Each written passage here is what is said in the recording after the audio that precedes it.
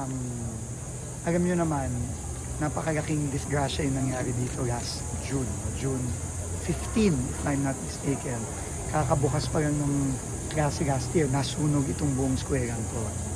At nagpunta dito si Pangulo kasama si Seksani.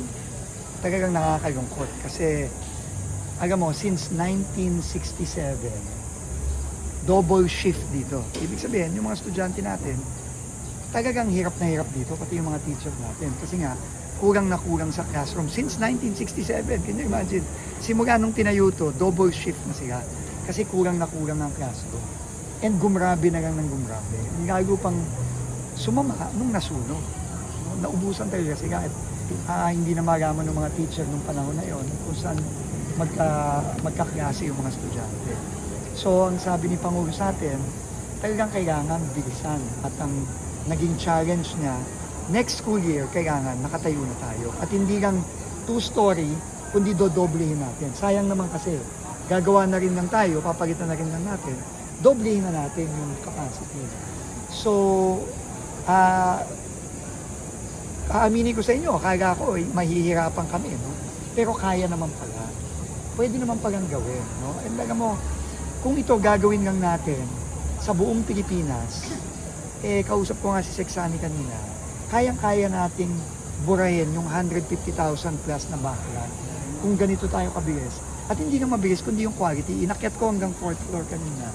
At talagang napakaayos ng pagkagawa. 24/7 yung construction, talagang may malasakit yung gumawa, may malasakit yung mga DPWH engineering team na gumawa. Talagang iba talaga kapag may malasakit. Saka talagang tututukan ng mabuti. So kaya naman palang gawin. So nagbibigay ito ng inspirasyon sa amin sa DPWH na kung kayang gawin dito, kayang gawin sa buong Pilipinas to. No, 8 months to nagawa. No, dapat to 12 months. Pero natapos 4 months ahead. 8 months nagawa na to. At hindi talaga shortcut. Una, syempre, seismic na siya, rated na siya. No, ibig sabihin, per building code na siya. No, kaya nang mag-withstand ng malakas ng 7 plus na earthquake, no. Tapos ito pala yung first building in this area na may sprinkler system na rin, no? Kasi nga dati walang sprinkler system.